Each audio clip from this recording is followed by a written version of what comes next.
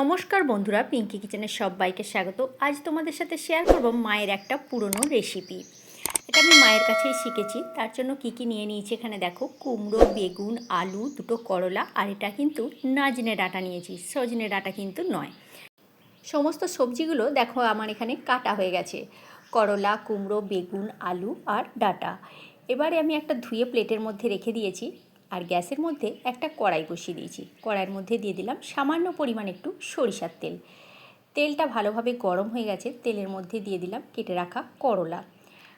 আর এই গরমের দিনে এই তেঁতোর রেসিপিটা খেতে কিন্তু অসাধারণ লাগে বন্ধুরা। একবার হলেও রেসিপিটা ট্রাই করে দেখো, আশা করছি ভালোই লাগবে। দেখো করলার কালারটা আস্তে আস্তে চেঞ্জ হতে শুরু করে দিয়েছে। এবারে এই পর্যায়ে আমি দিয়ে দেব কেটে রাখা বেগুনটা। বেগুনটা আমি করলার সাথে একবারে দিলাম না, করলাটা আধ ভাজা করে তারপরে বেগুনটা এখানে আমি দিলাম। এবারে করলা আর বেগুনটা একই সাথে ভালো করে আমি একটু ভেজে নেব। বন্ধুরা, আমার এই ছোটো ছোটো ভিডিও রেসিপি তোমাদের যদি ভালো লেগে থাকে, ছোট্ট একটা লাইক করো, কমেন্ট করে বলো রেসিপিটা তোমাদের কেমন লাগলো। আর যদি ভালো লেগে থাকে অবশ্যই বন্ধুবান্ধবদের সাথে একটা শেয়ার করে দিও। আর আমার চ্যানেলে যদি নতুন বন্ধু হয়ে থেকো তাহলে আমার চ্যানেলটা সাবস্ক্রাইব করার অনুরোধ রইল। আর ফেসবুক পেজ থেকে দেখে থাকলে আমার পেজটি ফলো করে নিও। বেগুন আর করলা এখানে ভেজে তুলে নিলাম। ওই কড়াইয়ের মধ্যে সামান্য একটু তেল ছিল, তার সাথে আরও 2 চামচ মতো সরিষার তেল দিয়ে দিলাম। তেলের মধ্যে দিয়ে দিয়েছি 5 ফোড়ন আর একটি শুকনো লঙ্কা। ফোড়নটা কয়েক সেকেন্ডের জন্য নাড়াচাড়া করে ভেজে নিতে হবে। আর দিয়ে দিলাম একটি তেজপাতা। ফোড়নটা ভেজে নেওয়ার পর এবার আমি দিয়ে দিচ্ছি এখানে কেটে রাখা আলুর টুকরোগুলো। এই রেসিপিটা গরম ভাতের সাথে খেতে কিন্তু অসাধারণ লাগে। আর তার সাথে যদি একটু কলাইয়ের ডাল হয়, মানে বিউলির ডাল, তাহলে কিন্তু দুর্দান্ত খেতে লাগে। আর মা এই রেসিপিটা বেশিরভাগই বানাতো। আলুটা আধ ভাজা করে ভেজে নেওয়ার পর দিয়ে দিলাম কেটে রাখা কুমড়ো। কুমড়োটাও একটুখানি আমি ভেজে নেব আলুর সাথে। কুমড়ো আর আলু একই সাথে নাড়াচাড়া করে ভেজে নিলাম আরও 1 মিনিটের জন্য। গ্যাসের ফ্লেমটা মিডিয়াম টু লোতে রেখেই রান্নাটা আমি করছি। এবারে দিয়ে দিচ্ছি ডাঁটাগুলো। ডাঁটাটা দেওয়ার পর একই সাথে খুব ভালো করে একটু নাড়াচাড়া করে আরও 1 মিনিটের জন্য ভেজে নিচ্ছি। ডাঁটা, আলু আর কুমড়ো একই সাথে 1 মিনিটের মতো নাড়াচাড়া করে ভেজে নিয়ে দিয়ে দিলাম এখানে হাফ চামচ মতো হলুদের গুঁড়ো।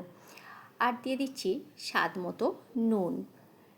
হলুদ আর নুনটা দেওয়ার পর খুব ভালো করে আবারও একটু ভেজে নিতে হবে, যাতে করে হলুদের গন্ধটা চলে যায়। এই রেসিপিটাতে কচি ডাঁটা দিলে কিন্তু খেতে ভালো লাগবে না। একটু ডাঁটাগুলো মোটা মোটা হলে, শাঁস শাঁস টাইপের থাকলে তবে কিন্তু খেতে বেশ ভালো লাগবে।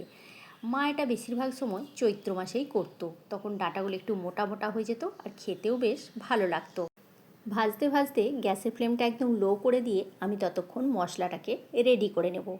আমি একটা শিলের মধ্যে নিয়ে নিয়েছি এখানে হাফ চামচ মতো গোটা জিরে, বড় চামচের 1 চামচ মতো সাদা সর্ষে আর হাফ চামচ কালো সর্ষে। এবার এটাকে আমি শিলের মধ্যে বেটে নেব। আর এদিকেও দেখো অনেকটা কিন্তু ভাজা হয়ে গেছে। এবারে এই পর্যায়ে আমি দিয়ে দেবো বেটে রাখা মশলাটা। বেটে রাখা মশলাটা দিয়ে আরও 1 মিনিটের মতো আমি এটাকে কষিয়ে নেব। আর এই মশলাটা দিলে এর স্বাদ এবং গন্ধ দুটোই কিন্তু খুবই ভালো লাগে। একটু কষিয়ে নিয়ে সামান্য পরিমাণ একটু জল দিয়ে দেব। আমি এখানে শিল ধোয়া জলটাই দিলাম, আর একটু সামান্য জল দিয়ে দিচ্ছি আলু আর কুমড়োটা যাতে ভালোভাবে সিদ্ধ হয়ে যায়। জলটা দেওয়ার পর খুব ভালো করে একটু নাড়াচাড়া করে মিশিয়ে নিচ্ছি। মিশিয়ে নেওয়ার পর দিয়ে দিচ্ছি এখানে ভেজে রাখা করলাগুলো। বেগুনটা কিন্তু এখনই দিচ্ছি না, বেগুনটা এখন যদি দেওয়া হয় তাহলে বেগুনটা একদম ঘাঁটা হয়ে যাবে, সেই জন্য করলাটা দিয়ে দিলাম। দিয়ে একটা ঢাকনা দিয়ে ঢেকে দিচ্ছি মিনিট 5 জন্য। মিনিট 5 পর আমি ফিরে এলাম, ঢাকনাটা খুলে দিয়েছি। দেখো জলটা পুরো টেনে গেছে আর আলু আর কুমড়ো খুবই ভালোভাবে সিদ্ধ হয়ে গেছে।